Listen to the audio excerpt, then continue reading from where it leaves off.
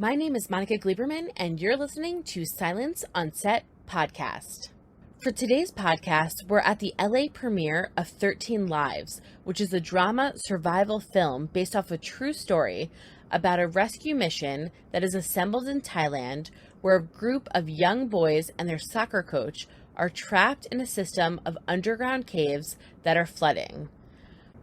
Why did you want to make this movie? I thought the timing was perfect for this story. I also thought that it was going to be challenging, but I thought the combination of these themes, of what they represent, and the sort of visceral suspense of a story like this made it a really good movie opportunity for me as a director, and I thought for audiences as well. How did you prepare for the role of Rick Stanton? I just asked him everything about that experience, just about his career. Techniques for diving. He's the one that turned me on to some people in northern Spain in the mountains who did cave diving. He said, you should go try it. What are some challenges when making a movie like this and capturing the realism? Well, going all the way back to Apollo 13, I've just realized that part of the entertainment value of a film like this is authenticity. And audiences can kind of smell it. And today you can jump online and double check things. And so, part of your promise with the audience is, we're going to collapse this story. We're going to make it very watchable and exciting and emotional and engaging. But the foundations and the specifics of this are going to ring true. It's going to offer you a sense of really what happened. If I made this movie and it wasn't a true story, no one would believe it. And I think it's extraordinary. But I get to play people who have true value in life, and I've done it a few times in terms of true stories, and all I can do is catch a glimpse of the dignity and the great honour that other people's lives represent for the rest of us. So I'm lucky. I get to just pretend to be great people. It's really good. Some of the, I think what Ron's done with the diving scenes and what the actors have done, it's incredibly realistic. The noises, the sound engineering is fantastic. That brings the diving back completely. But it's the sort of cave entrance sets that really brings the drama and the emotion and the tension of what was going on, chaos of what was going on. What do you hope audiences will take away after watching this film? I hope they make an emotional connection with, the various brands of courage and heroism on display. It's not just the divers. This really was, it was thousands of people, and it was a massive international effort. And there were people making sacrifices in, a wide array of ways, and they all mattered. And, it's a really inspiring story in that way. What do I hope the audience feels? Relief by the end of it. I think so many people all around the world live in greater and lesser degrees of tension and stress. So to be able to see a story that ended as positively as this one did, look, people came together, they really did. Cultures, nations came together, and there was one goal, and it was a common goal. So many countries, so many women, so many men to save the lives of these children. So it was a very heartening experience to be part of telling the story, and if that can come across, I think Ron did an extraordinary job, but if the audience can feel a little bit of that, I think that's a nice thing. The idea that there's a story that was true, that had a positive outcome, that was so such a reminder that as humans, when we all get together and forget ourselves and forget our kind of divisions, that we're capable of doing incredible things and putting our brains and our acumen to solving incredibly, seemingly impossible problems. This story is a reminder of that. It's incredibly hopeful.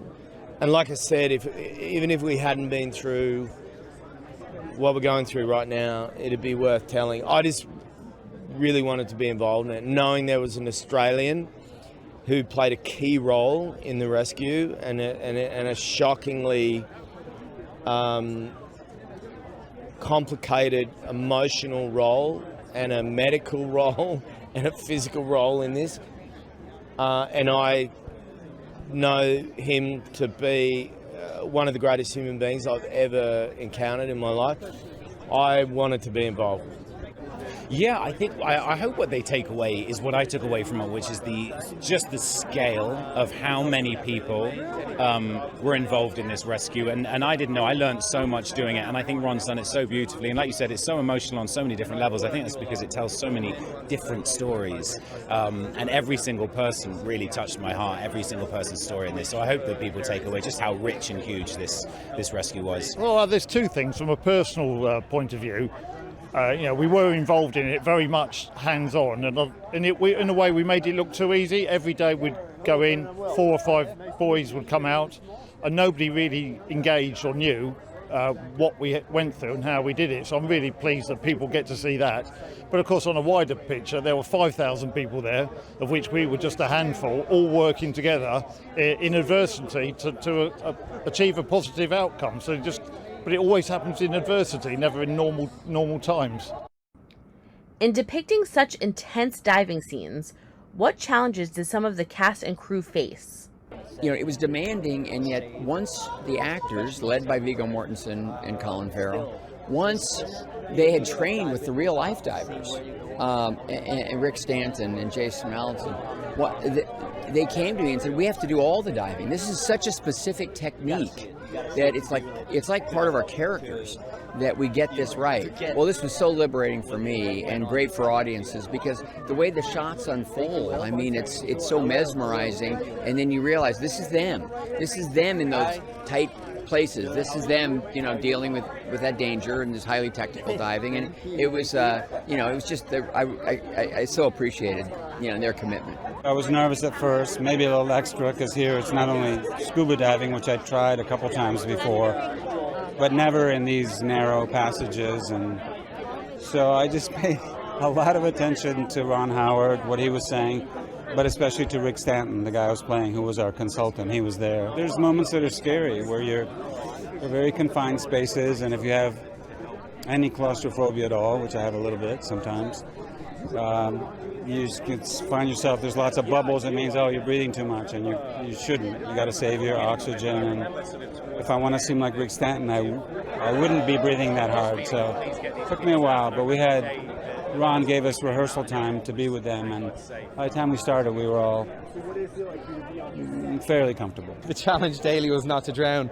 We had an amazing team of safety divers, and we had amazing instructors and constructors of the most incredible sets, elaborate. And I know there were safety divers there, and I don't know how those guys did what they did, all of them, because I had multiple panic attacks under the water, which was a first experience for me. Yeah, it was scary, but we're so lucky as actors that we always just get the most amazing team around you, training you, looking after you. We had one-on-one tuition. We trained for about 2 or 3 weeks, which is mad, because the guys that literally the only people in the world who could do this rescue had been doing it for 20 plus years at least. But we were really well looked after, and it was a really big hurdle to overcome, but it was the real joy of playing someone who's such an amazing human being that will sacrifice their life to do this. To hold a candle up to them was a real honor. So anytime I was terrified, I just thought, these guys did this for real. I get to get out of here and have a flat white in a minute, But that was a beautiful thing about this movie. We were all kind of embedded in this together, and we went through it together, so we had each other's back. So anytime we got afraid, but I had quite a few moments. I don't like small spaces, so I had quite a few moments where I thought, man, I'm really struggling here. But you could clock eyes with Viggo or Joel or Colin underwater, and they'd give a little thumbs up, and you think, yeah, come on, breathe, we got this. So it was tough but rewarding. Hope you guys enjoyed listening to the cast of 13 Lives talk about the film and what fans can expect at the LA premiere. The film is currently available now streaming on Prime Video, so make sure to check it out. Don't forget to hit the subscribe button so you're updated on all of our latest podcasts, and head over to our YouTube channel, hit subscribe so you can check out all of our video content.